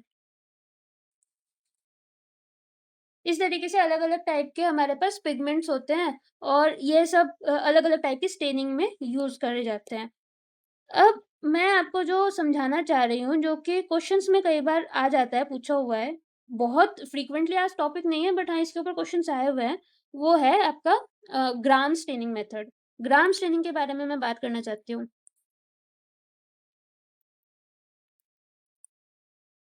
ठीक है। ग्राम स्टेनिंग में क्या होता है कि ये जो डायग्राम है ना ग्राम स्टेनिंग का, ये बेसिकली ग्राम स्टेनिंग हम यूज करते हैं एक तो बैक्टीरिया के लिए। बैक्टीरिया के लिए क्यों यूज करते हैं, हमें डिफरेंशिएट, मतलब एक साइंटिस्ट थे जिनका नाम ग्राम, जिनका सरनेम ग्राम था, और उन्होंने क्या किया था, उन्होंने कहा था कि बैक्टीरिया को हम दो कैटेगरी में डिवाइड कर सकते हैं। किस बेसिस के ऊपर? कि उनकी सेल वॉल किस तरीके से बनी हुई है, सेल वॉल का अरेंजमेंट क्या है। सेल वॉल में अगर पेप्टाइडोग्लाइकन की लेयर ज्यादा है या पेप्टाइडोग्लाइकन की लेयर कम है, तो उस बेसिस के ऊपर उन्होंने कहा कि ऐसी एक लेयर होगी या ऐसा एक बैक्टीरिया होगा जिसकी सेल वॉल जो एक पर्टिकुलर स्टेन को, जिसको अपन ग्राम स्टेन कहते हैं, उस स्टेन को वो होल्ड करके रखेगी। ग्राम स्टेन कुछ भी नहीं है, वैसे एक रेड और वॉयलेट स्टेन का डबल स्टेनिंग मेथड है। मतलब आप दो बार किसी चीज को स्टेन करते हो, वॉश करते हो, स्टेन करते हो, इस तरीके से होता है। तो इनका जो इन्फ्लुएंस था, वो इन्फ्लुएंस याद रखना। उन्होंने ये कहा कि जो ग्राम पॉजिटिव बैक्टीरिया होंगे, मैं जी पॉजिटिव लिख रही हूँ और जी नेगेटिव लिख रही हूँ, तो ग्राम पॉजिटिव बैक्टीरिया जो होंगे, ये होंगे आपके वॉयलेट कलर के या पर्पल कलर के, ठीक है। और जो आपके ग्राम नेगेटिव बैक्टीरिया होंगे, उन्होंने कहा कि ये स्टेनिंग के बाद दिखेंगे, स्टेनिंग के बाद ये दिखेंगे आपको रेड कलर के। ऐसा क्यों होता है? क्योंकि जो आपका ग्राम पॉजिटिव बैक्टीरिया होता है ना, वो ये वॉयलेट स्टेन जो होता है इसको होल्ड कर लेता है, और जो ग्राम नेगेटिव बैक्टीरिया होगा वो होल्ड नहीं कर पाएगा, वो रेड हो जाएगा। ये है, उसमें से स्टेन वॉश आउट हो जाएगा, ये चीज़ है। आ गई बात समझ में, ग्राम स्टेनिंग आ गई समझ में। बस इतना ही समझने का है इसमें अब, और अपन टेक्निकल टर्म्स में तो नहीं जाएंगे, हमें कौन सा इसके ऊपर पीएचडी करनी है। भाई अगर ये पेपर में ऐसा कुछ अतरंगी आ जाता है, क्योंकि अभी बायोटेक रिलेटेड क्वेश्चन आने लगे हैं, और बायोटेक क्योंकि मेरी स्पेशलिटी है, तो मैं थोड़ा बहुत वो चीज़ कर सकती हूँ, है ना। थोड़े से अपन उसका फ़ायदा उठा सकते हैं कि भाई इतने साल बायोटेक पढ़ी है, कुछ तो फ़ायदा उठाएंगे, नहीं उठाएंगे। ठीक है, ये हो गया। न्यूक्लियस के ऊपर आ जाते हैं, और मैं सोच रही हूँ कि न्यूक्लियस को ना अब लास्ट टॉपिक रखता है आज का, क्योंकि फिर ज़्यादा लंबा हो जाएगा। पता है ऑलरेडी लगभग यूँ समझो 1 घंटे से ऊपर तक की तो वीडियो बनी चुकी है, और फिर इससे ज़्यादा तो एक बार में कंज्यूम करना भी तो मुश्किल हो जाएगा ना, सब कुछ समझ भी आना चाहिए। तो वैसे तो मेरे को ट्रैवल करना है, but I will try my best कि मैं मतलब अच्छी तरीके से अपन इस चीज़ को कर पाएँ। एंडोप्लाज्मिक रेटिकुलम, गोल्गी बॉडीज़, उसके बाद अपना क्या बचता है, लाइसोसोम्स हैं। नेट बड़ा बेकार हो गया है, माइटोकॉन्ड्रिया है, प्लास्टिड्स हैं, वैक्यूल्स, सेंट्रियोल, माइक्रोबॉडीज। सेंट्रियोल नहीं, वो चीज़ गलत लिखी है, सेंट्रोजोम आएगा। इसको ठीक करते हैं। यहाँ पे आएगा अपना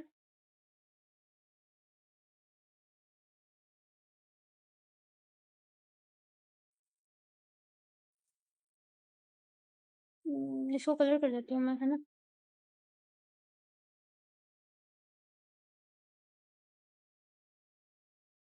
चलो ऐसे ही ठीक है बोले तो। आगे बढ़ते हैं अपन।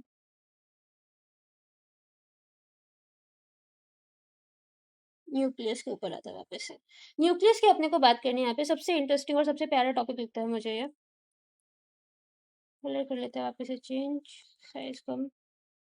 न्यूक्लियस। न्यूक्लियस क्या होता है भाई? सेल का one of the most important organ जो होता है वो न्यूक्लियस होता है, क्योंकि ये आपके सेल के बाकी के फंक्शंस को रेगुलेट करने में काफी हेल्प करता है। और in fact nucleus is the store of your genetic information. आप मुझे ये बताओ, क्या प्रोकैरियोट्स में न्यूक्लियस होता है? क्या प्रोकैरियोट्स में न्यूक्लियस होता है? नहीं होता तो क्या होता है? कमेंट में बताना मुझे, ठीक है? देखती हूँ कितना पढ़ रहे हो। तो जेनेटिक इन्फॉर्मेशन को स्टोर करने का काम न्यूक्लियस का होता है। किस फॉर्म में स्टोर करता है, कैसे स्टोर करता है, क्या करता है, वो अपन देखने वाले हैं सब। न्यूक्लियस का एक बेसिक सा स्ट्रक्चर है ये। आपके न्यूक्लियस के सेंटर में होता है क्रोमैटिन। और चलो बाहर से स्टार्ट करते हैं। देखो न्यूक्लियस की कवरिंग क्या होती है, न्यूक्लियर मेम्ब्रेन होती है। इसके बारे में अपन पहले भी बात कर चुके हैं कि भाई एक न्यूक्लियर मेम्ब्रेन होती है। न्यूक्लियर मेम्ब्रेन के अंदर होता है अपना न्यूक्लियोप्लाज्म, जिसको अपन साइटोप्लाज्म के साथ मिला देते हैं तो हमारा प्रोटोप्लाज्म बनता है। और प्रोटोप्लाज्म के बारे में किसने बताया था? पर्किंजे ने बताया था। याद आया? कब बताया था ये मेरे को कमेंट करके बताना। ईयर बताना, ये आपका होमवर्क है, ठीक है? कमेंट करके मुझे बताना कि ईयर कौन सा था जब प्रोटोप्लाज्म के बारे में बात हुई थी। Term protoplasm was coined in which year?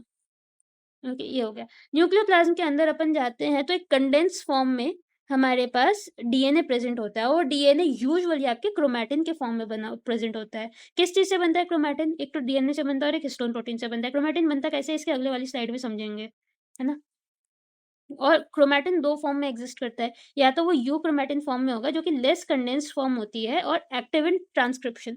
Transcription क्या होता है ये भी अपन देखेंगे आगे। और या फिर वो हेट्रोक्रोमैटिन की फॉर्म में होगा। हेट्रोक्रोमैटिन क्या होता है? हेटेरोक्रोमैटिन जो है वो एक ज्यादा कंडेंस्ड फॉर्म है, ज्यादा कंडेंस्ड फॉर्म है, और ये यूजुअली इनएक्टिव फॉर्म होती है। अब एक्टिव फॉर्म या इनएक्टिव फॉर्म ऑफ क्रोमैटिन में क्रोमैटिन बनता कैसे इसके बाद बताऊंगी, तब ज्यादा समझ में आएगा। उसके बाद अपन देखते हैं कि भाई न्यूक्लियोलस क्या है। न्यूक्लियोलस जो है वो एक डेंस स्ट्रक्चर होता है न्यूक्लियस के अंदर। और ये आपकी प्राइमरी साइट होती है जिसमें राइबोसोमल आरएनए बनता है। अब आरएनए क्या होता है ये भी अपन आगे देखते हैं, ठीक है? इतना समझ में आ गया।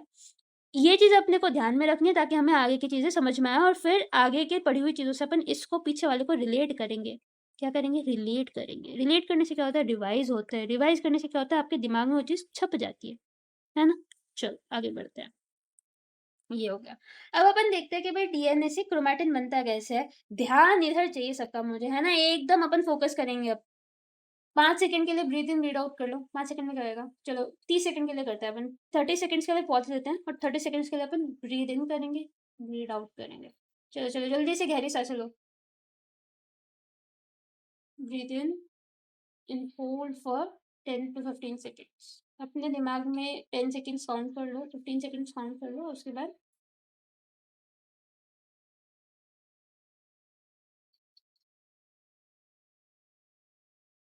Breathe out. चलो अब दोबारा से अपना कंसंट्रेशन हम दोबारा से शिफ्ट करेंगे। ये चीज समझ में आनी चाहिए। दोबारा इसको रिपीट करना क्योंकि मेरे लिए बहुत मुश्किल हो जाएगा। ये थोड़ा सा लंबा हो गया है, मुझे पता है। अब तक ड्रेन आउट हो चुके होगे हो सकता है इतना सारा पढ़ने के बाद। मुझे पता है ऑलमोस्ट 1.5 घंटे तक की वीडियो हो जाएगी ये, मे बी। लेकिन इस चीज को करना बहुत जरूरी है। आपका बहुत बहुत बहुत मेजर पार्ट है और ऐसे क्वेश्चन आपको अक्सर देखने को मिल जाएंगे। चलो बात करते हैं। हम बात कर रहे हैं कि डीएनए से क्रोमैटिन कैसे बनता है। सबसे पहले तो डीएनए को समझते हैं। डीएनए क्या होता है? देखो बच्चों, डीएनए होता है आपका, यहाँ पे रेड कलर लगता है ना। डीएनए होता है सबसे पहले तो आपका, यार मेरे पेन की बैटरी खत्म होने वाली है। ये भी जवाब देने को हो रहा है अब।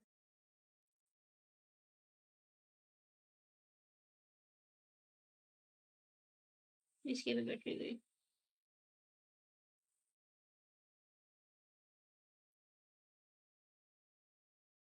सेलेक्ट कैसे कर रहा था, दिख नहीं रहा सेलेक्ट हो रहा है। हाय राम, देखो मैं यहाँ पे इतनी देर से सोच रही हूँ कि बैटरी चली गई है पेन की, बताया भी नहीं आप लोगों ने मेरे को, पता नहीं कुछ और हो रखा है वहाँ पे। चलो डीएनए की बात कर रहे थे अपन। डीएनए क्या होता है?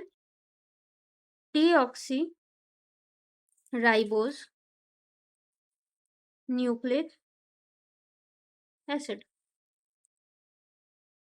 तो डीऑक्सीराइबोज न्यूक्लिक एसिड अपना डीएनए होता है। इससे अपने को क्या समझ में आता है कि डीएनए एक ऐसा न्यूक्लिक एसिड है, एक ऐसा एसिड एसिड का बना हुआ स्ट्रक्चर है। बेसिकली एसिड नहीं, इसका नेचर एसिडिक होता है क्योंकि इसमें ऑर्गेनिक बॉन्ड्स कुछ इस तरीके से होते हैं, ऑर्गेनिक मॉलिक्यूल्स कुछ इस तरीके से होते हैं जो स्लाइटली पीएच में कम होते हैं। ठीक है, एक तो अपने को याद रखना है। दूसरा अपने को याद रखना है कि डीएनए का जो नेचर होता है ना, वो नेगेटिव होता है। डीएनए नेगेटिवली चार्ज होता है, नेगेटिवली चार्ज होता है डीएनए। और ये किस तरीके से प्रेजेंट होता है, ये है अपनी, ये जो स्ट्रक्चर आपको दिख रहा है इसको बोलते हैं डबल हेलिक्स।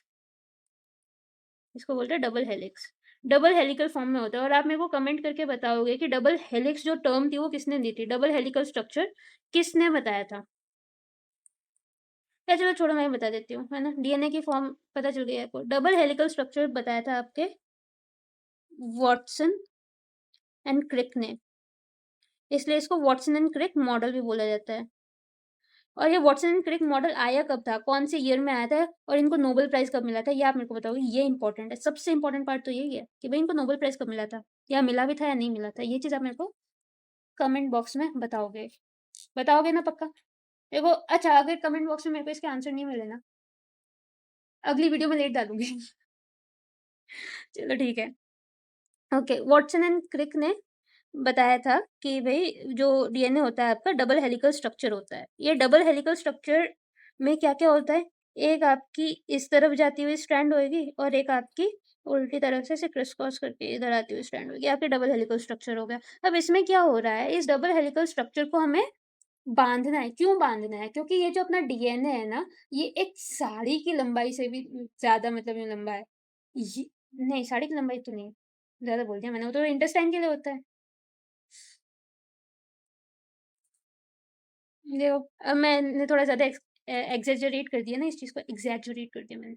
कोई बात नहीं, अपन वापस आते हैं। डीएनए का जो लेंथ होती है ना, वो होती है आपकी 2 मीटर। तो अपना 2 मीटर लंबा डीएनए, सोचो 2 मीटर यार सच में काफी लंबी चीज होती है। मतलब आप ये समझो कि इंसान ही 2 मीटर लंबा नहीं होता। हाँ, इंसान से कंपेयर करना था, मैंने साड़ी से कर दिया। इतनी सारी बायोलॉजी पढ़ लिया ना, ये कंपैरिजन, ये बेसिक बेसिक चीजें मेरे को फिर थोड़ा सा कंफ्यूज कर देती हैं। चलो, 2 मीटर लंबा अपना डीएनए जो है, इसको सेल के अंदर फिट करना है। अब इतनी बड़ी किसी थ्रेड लाइक स्ट्रक्चर को अगर आपको सेल के अंदर, वो भी सेल के भी न्यूक्लियस के अंदर फिट करना है, जो कि जब आपका सेल का साइज अगर माइक्रोमीटर में है तो न्यूक्लियस का तो और छोटा साइज होता है।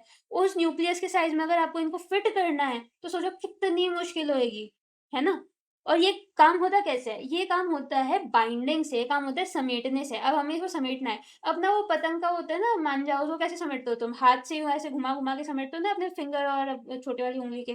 जो लोग पतंग उड़ाते हैं उनको पता होगा। इसी तरीके से डीएनए भी रैप होता है, लेकिन वो रैप किसके अराउंड होता है भाई, जैसे मान जाओ आपके थंब और ये आपकी छोटी वाली जो उंगली होती है लिटिल फिंगर, इसके बीच में रैप होता है। इसी तरीके से जो आपका डीएनए है वो हिस्टोन प्रोटीन्स के अराउंड रैप होता है। तो यहाँ पे जो आपको प्रोटीन्स दिख रहे हैं, ये जो सर्कल सर्कल है, ये आपके हिस्टोन प्रोटीन है। और ये एक ऑक्टामरिक फॉर्म में प्रेजेंट है। ऑक्टामर मतलब 8 हिस्टोन प्रोटीन्स एक साथ लगे हुए होते हैं, तो उसके ऊपर आपका डीएनए रैप हो जाता है। इस तरीके से मान लो कि आपके हिस्टोन प्रोटीन का एक ऑक्टामर है ना। वैसे पेन में बैटरी तो कम हो रही है, ये बहुत मतलब नाटक कर रहा है। ऐसे डीएनए आएगा और इसके अराउंड इस तरीके से रैप हो जाएगा। मैं वापस से बनाती हूँ इसको, थोड़ा सा सुंदर तरीके से बनाएंगे, सुंदर, सुशील, सोबर, प्यारा लगे, है ना, समझ में आए। वैसे क्लास, मतलब मेरे पढ़ाने के तरीके से तुम्हें लाइव क्लास वाली फीलिंग आती है कि बस एकदम लाइव ही चल रहा है अभी सब कुछ, है ना। शक्ल नहीं दिखती मेरी, वो अलग बात है, वो मैं दिखा भी नहीं रही अभी। जो मुझे जानते हैं उनके लिए काफ़ी है।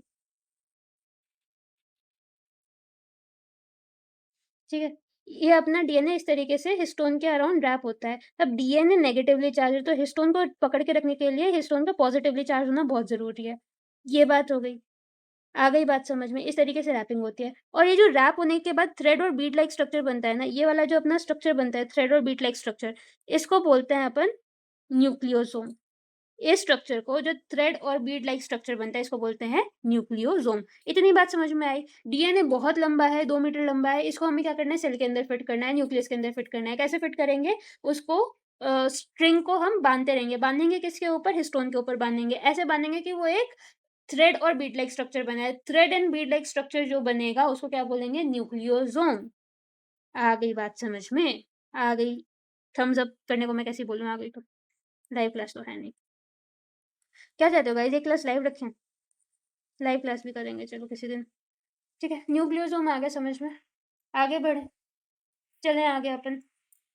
चलो, अब न्यूक्लियोसोम समझ में आ गया तो हमें ये समझने में आसानी होगी कि भाई ये जो न्यूक्लियोसोम की एक लाइन होती है ना, ये जो न्यूक्लियोसोम कई सारे अरेंज हो जाते हैं। अब ये तो है नहीं कि डीएनए इतना सा है तो ये एक ही बार में एक ही हिस्टोन के ऊपर रैप हो जाएगा। बहुत सारे न्यूक्लियोसोम्स बनते हैं, बहुत सारे हिस्टोन के प्रोटीन्स होते हैं जो आपस में रैप होते होते होते एक क्रोमैटिन बना देते हैं। और ये जो क्रोमैटिन बनता है इसको अपन यू क्रोमैटिन बोलते हैं। क्या बोलते हैं गाइस, इसको बोलते हैं अपन यू क्रोमैटिन। यही अपना यू क्रोमैटिन होता है जो कि लेस कंडेंस फॉर्म में होता है।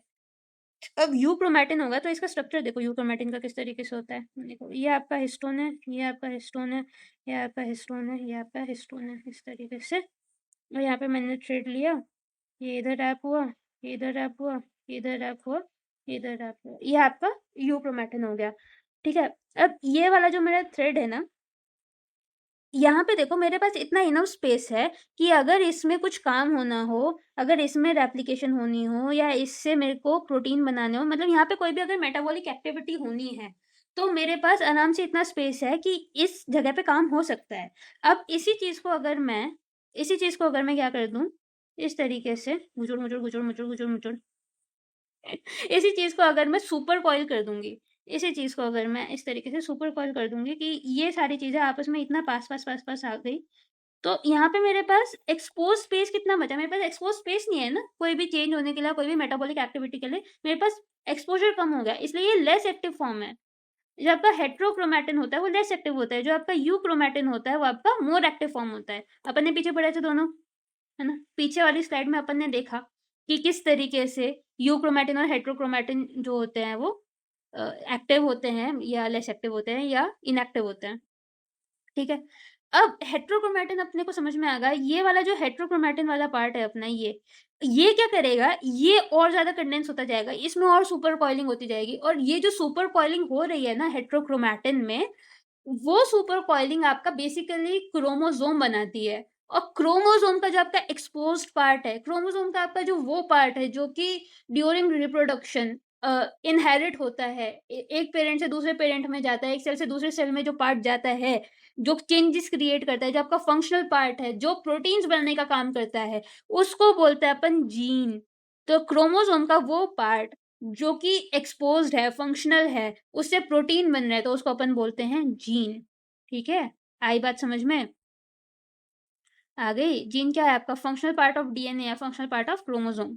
ठीक है, ये चीज हो गई। कहाँ पे क्रोमोसोम होता है अपने को समझ में आ गया। जब हम पढ़ेंगे सेल साइकिल के बारे में तो हम देखेंगे कि भाई क्रोमोसोम अपनी बेस्ट स्टेज में कहाँ पे देखने को मिलता है। क्रोमोसोम सबसे सुंदर किस जगह पे दिखता है, सुंदर मतलब बेस्ट विजिबिलिटी कहाँ पे है। ये इसके ऊपर भी क्वेश्चन आए हुए हैं। यूँ मत समझना कि मैं एक्स्ट्रा पढ़ा रही हूँ, मैं बिल्कुल एकदम कंसाइज चीज़ें लेके आई हूँ, बहुत कुछ निकाल दिया मैंने। वैसे ये टेबल है, जब मैं आपको नोट्स प्रोवाइड करूंगी तो आप ये टेबल एक बार देख लेना। इसमें बहुत ज़्यादा कुछ नहीं है, बस ये डिफ्रेंसिएशन है आपके डीएनए का और आरएनए का। डीएनए और आरएनए में क्या डिफरेंस होता है, एक तो आपका स्ट्रक्चर का डिफरेंस हो गया कि भाई डीएनए जो होता है वो डबल स्टैंडर्ड होता है, हमने देखा डबल हेलिकल स्ट्रक्चर है, डबल स्टैंडर्ड है। इसी तरीके से जो आरएनए है वो आपका सिंगल स्टैंडर्ड स्ट्रक्चर है यूजुअली। जो शुगर है, शुगर क्या है, मतलब जो इसका बेसिक कार्बोहाइड्रेट कंपोनेंट है, डीएनए का जो कंपोनेंट है, केमिकल कंपोनेंट, वो यहाँ पे डीऑक्सीराइबोज होता है। और आरएनए में जैसे कि उसका नाम है राइबो न्यूक्लिक एसिड, तो उसमें राइबोज शुगर होती है। बहुत ज़्यादा नहीं याद रखना हमें डीऑक्सीराइबोज राइबोज क्या होता है। अगर आप नीट के स्टूडेंट्स होते हैं ना, मैं आपको सच में बताती कि भाई डीऑक्सीराइबोज किस तरीके से अरेंज होता है, उसको डीऑक्सी क्यों कहते हैं, राइबोज क्या होता है, उसका स्ट्रक्चर क्या होता है। पर हमें इतना ज़्यादा अंदर घुसने की जरूरत नहीं, क्योंकि ये वाला पार्ट तो अपना केमिस्ट्री में भी नहीं है ना। बट नाम से याद रखो कि भाई डीऑक्सीराइबोज होता है, इसमें राइबोज होता है। डीऑक्सी का मतलब ये होगा कि भाई इसमें एक ऑक्सीजन कम है। ये जो कुछ भी चीज़ है, जो कुछ भी बवाल है, इसमें एक ऑक्सीजन की कमी है। ठीक है, इतना याद रख लेना। और राइबोज में ऑक्सीजन होता है। ओके, ये चीज़ है। बेसिस क्या होते हैं? डीएनए का जो मतलब यूनिट है, डीएनए का यूनिट स्ट्रक्चर जो है उसको अपन बेस कहते हैं। वो होता है एडेनाइन, थाइमिन, साइटोसिन, गुआनिन। ये 4 टाइप के बेसिस होते हैं। यहाँ पे सिर्फ ये डिफरेंस आपको याद रखना है कि जहाँ पे यहाँ पे थाइमिन है उधर इधर यहाँ पे क्या हो क्या रहा है मुझे? जहाँ डीएनए में थाइमिन होता है वहाँ आरएनए में यूरैसिल होता है। ओके, बस इतना सा याद रख लो प्लीज। प्लीज इतना याद रख लेना, ये थोड़ा रटना पड़ेगा मैं, क्योंकि ये चीज़ मैं समझाने बैठी तो भैया 1 महीना मेरे को सिर्फ और सिर्फ ना आपको जेनेटिक्स वगैरह करवाने में निकल जाएगा। समझ जाओ इतना सा, ओके प्लीज। फंक्शन क्या होता है अब मैं आपको ये बताती हूँ कि जो आरएनए होता है ना, आरएनए अपना मतलब बहुत ज़्यादा रिएक्टिव होता है, ठीक है? आरएनए क्या है? वो अनस्टेबल बच्चा है, मतलब वो क्लास का ये बच्चा है जिसको शोर मचाए बिना, जिसको लीडरशिप क्वालिटीज़ दिखाए बिना ना चैन नहीं मिलता। आपकी सबकी क्लास में एक बच्चा होता ही है, जिसको टीचर से पंगे लेने में बहुत मज़ा आता है, बहुत रिएक्टिव होता है। थोड़ा-सा कुछ सुन नहीं सकता, थोड़ा-सा कुछ बोलते ही एकदम लड़ने के ऊपर आ जाता है, क्योंकि बिना लड़े उसका दिन नहीं बनता है बेसिकली। तो आरएनए आपकी क्लास का वो बच्चा है, ठीक है? किस तरीके से? ये सेटल डाउन नहीं होता है। ये इतना हाइपर रिएक्टिव होता है कि इसको थोड़ा-सा भी टच करेगा ना कोई, तो ये रिएक्ट कर जाएगा, मतलब रिएक्टिव होता है, इसका स्ट्रक्चर चेंज हो जाएगा या किसी के साथ बॉन्ड बना लेगा या किसी को तोड़ देगा। इस तरीके से ये आपका आरएनए होता है। और जो डीएनए होता है, क्योंकि वो ऑलरेडी बॉन्डेड है। अच्छा हाँ, मैं ये बता देती हूँ कि डीएनए में जो बॉन्ड्स होती हैं ना, ये जो आपके इस तरीके से बीच में जो लाइन बनाते हैं अपन, ये बेस पेयर के बीच की जो अपन ने बेसिस पढ़े, इनके बीच की बॉन्ड होती हैं। जो आपका एडेनिन है वो थाइमिन के साथ बॉन्ड बनाता है, जो साइटोसिन है वो गुआनिन के साथ बॉन्ड बनाता है ना? तो ये वाले जो बॉन्ड्स होते हैं ये आपके हाइड्रोजन बॉन्ड्स होती हैं। ये पीवाई क्यू है, ये याद रखना, ठीक है? डीएनए के बीच की जो बॉन्ड्स होती हैं वो हाइड्रोजन बॉन्ड्स होती हैं, याद रखना ये चीज़। क्वेश्चन पूछूंगी मैं इस पे बाद में, ठीक है? टेलीग्राम चैनल अभी तक ज्वाइन नहीं किया है तो प्लीज़ ज्वाइन कर लो। टेलीग्राम चैनल पे मैं क्वेश्चंस वगैरह अपलोड करती रहूँगी, ओके? तो ये वाली चीज़ें हो गई। स्टेबिलिटी, इसलिए मैंने कहा कि भाई ये लेस रिएक्टिव होता है। क्यों? क्योंकि इसमें हाइड्रोजन बॉन्ड है, ये आपस में स्टेबल स्ट्रक्चर है, ये इसकी जो रिएक्टिविटी है वो बैलेंस्ड है, इसके पास अपना खुद की शांति है, जिंदगी का चैन है। और आरएनए के पास चैन नहीं है, ओके? फंक्शन क्या है? Long term storage of genetic information, और ये आपके प्रोटीन बनाने में, जीन्स को रेगुलेट करने में काम करता है। आगे देखेंगे अपन ये सब। लोकेशन क्या होती है भाई? न्यूक्लियस में होता है, और ये आपको साइटोप्लाज्म में भी मिल जाएगा आरएनए। एक ही मेन टाइप होता है डीएनए का, और आरएनए जो होता है बहुत अलग-अलग टाइप का होता है। कुछ एमआरएनए होता है, कुछ टीआरएनए होता है, आरआरएनए होते हैं। इतना इम्पोर्टेंट नहीं है ये, बट बताने को मैंने बता दिया। भरोसा नहीं है भाई अब यूपीएससी का, वो क्या पूछ लेता है। प्रोटीन सिंथेसिस में क्या रोल होता है? जेनेटिक ब्लूप्रिंट, मतलब ब्लूप्रिंट का क्या मतलब होता है किसी भी चीज़ का? जब आप किस चीज़ का कंस्ट्रक्शन करते हो या फिर कोई प्लान बनाते हो ना, उसको ब्लूप्रिंट कहते हैं। तो डीएनए वो आपका बेसिक प्लान है, एक बेसिक जेनेटिक प्लान है जिसके इर्द-गिर्द बाकी सारी चीज़ें बनती है। और अगर मैं बात करूँ आपके ये इसकी आरएनए की, तो आरएनए जो है वो आपका ब्लूप्रिंट के बाद एक ड्राफ्ट है, जो उस ब्लूप्रिंट के बेसिस के ऊपर बना हुआ वो ड्राफ्ट है, जो कि आगे उस इंफॉर्मेशन को इम्प्लीमेंट करने का काम करता है, प्रोटीन बनने का काम करता है। कैसे करता है ये मैं बताती हूँ आगे। लेंथ क्या होती है? डीएनए लंबा होता है, मैंने बताया, ह्यूमन में 2 मीटर का होता है। और जो आपका आरएनए होता है वो शॉर्ट होता है, बहुत छोटे होते हैं, few hundred to several thousand nucleotides के होते हैं। न्यूक्लियोटाइड क्या होते हैं ये मैं अभी नहीं बता रही, मतलब इसकी जरूरत भी नहीं है, आगे किसी शॉर्ट में मैं बता दूंगी न्यूक्लियोटाइड क्या होता है। ओके, मैंने एक शॉर्ट में बताया भी हुआ है, देखना, मैं डिस्क्रिप्शन में लिंक डाल दूंगी उसकी। चलो, रेप्लिकेशन, सेल्फ रेप्लिकेटिंग होती है। जब भी सेल डिवीजन होगा ना, अपन सेल साइकिल में देखेंगे, जब भी सेल डिवाइड करता है तो उसके डिवाइड होने के टाइम पे डीएनए अपने जैसे और मॉलिक्यूल्स बनाता है, मतलब डीएनए अपनी एक कॉपी बनाता है, इसको बोलते हैं सेल्फ रेप्लिकेशन। और आरएनए जो होता है वो क्योंकि खुद ही डीएनए से सिंथेसाइज होता है तो उसको एंजाइम्स की जरूरत पड़ती है, बिना एंजाइम्स के आरएनए काम नहीं कर सकता। ये हो गया अपना इतना। आगे बात समझ में, आई होप ये वाला सारा पार्ट समझ में आया होगा। इसके आगे बहुत हैवी हो जाएगा, तो आगे वाला पार्ट मैं आपके लिए क्लिफ हैंगर की तरह छोड़ रही हूँ। क्यों छोड़ रही हूँ? क्योंकि मैं चाहती हूँ कि आप थोड़ा सा ना एक बार ये सारी चीज़ें अच्छे से रिवाइज करके आओ, और जब आप ये सारी चीज़ें रिवाइज करके आओगे तो मुझे आसानी होगी आपको सेंट्रल डोगमा ऑफ लाइफ समझाने में। इस वीडियो को, मतलब लास्ट वाला पार्ट तो चाहे एक बार रिपीट करके देख लेना कि भाई डीएनए आरएनए के बीच का डिफरेंस क्या होता है, क्योंकि यहीं पे मैं आपको समझाऊंगी कि डीएनए से एमआरएनए कैसे बनता है, और एमआरएनए और टीआरएनए मिलकर किस तरीके से प्रोटीन बनाता है। तो ये पार्ट आपको समझने का बहुत ज़्यादा है, इसलिए मैं नहीं चाहती कि अभी बहुत हैवी हो जाए। मैंने कहा था कि भाई अपन सारा आज खत्म कर लेंगे, मेरे को लगा था स्पीड में अच्छी रखूंगी, बट वही बात है ना, जब तक कंसेप्ट समझ में नहीं आ रहा है तो स्पीड को लेके मेरे को कहाँ जाना है, मतलब मेरे को ट्रेन बन के क्या फायदा है, मैं शताब्दी बन के क्या करूंगी मैं। मैंने वही बात हो जाएगी भाई, यूट्यूब पे बहुत सारा कंटेंट है और भाई उनमें से एक ये वाला कंटेंट भी है जिसमें बहुत जल्दी जल्दी जल्दी जल्दी क्रैश कोर्स की तरह पढ़ा रखा है और लेकिन समझ में आया कुछ नहीं, है ना? क्योंकि आप क्वेश्चंस तो आते हैं भाई एप्लीकेशन बेस्ड, और अगर आपको अप्लाई करना नहीं आएगा कंसेप्ट को तो फिर क्या फ़ायदा है कि नहीं है? चलो ठीक है, टेलीग्राम पे मिलते हैं इसके साथ ही। और अभी तक के नोट्स या तो आप मेरे को ना कमेंट पे मैसेज करके बताना, कमेंट्स में मेरे को बेसिकली बताना अभी तक जितना हुआ है उसके नोट्स मैं शेयर कर दूँ, या आप चाहते हो कि इसके साथ साथ मेरे हैंड रिटन नोट्स जो नोटबुक में ऐसे पेज के बने हुए नोट्स हैं जिसको आप प्रिंट करवा सको बेसिकली, वो नोट्स भी डाल देती हूँ मैं, क्या बोलते हो? ठीक है, कमेंट करके मेरे को ज़रूर बताना ये चीज़। आज के इस लेक्चर को रिवाइज करना, मेरे को पता है बहुत लंबा हो गया, है ना? चलो मिलते हैं गाइस, जल्दी मिलते हैं।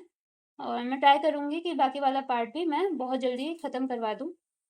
और पढ़ते रहना यार प्लीज़। और 9th-10th की जो एनसीईआरटी है ना, वो ज़रूर रीड करना, एनसीईआरटी को मत छोड़ना इस केस में। ठीक है, मिलते हैं अगले लेक्चर में। बहुत सारी मस्ती करो, खुश रहो, और लाइक कर दो यार, लाइक्स नहीं आते, व्यूज़ इतने नहीं आते, शेयर करो, लाइक करो, थोड़ा सा सपोर्ट करो आप भी, ताकि बढ़िया बढ़िया कंटेंट आपको मिलता रहे। सब्सक्राइब कर दो चैनल को अगर आपने अभी तक नहीं किया है।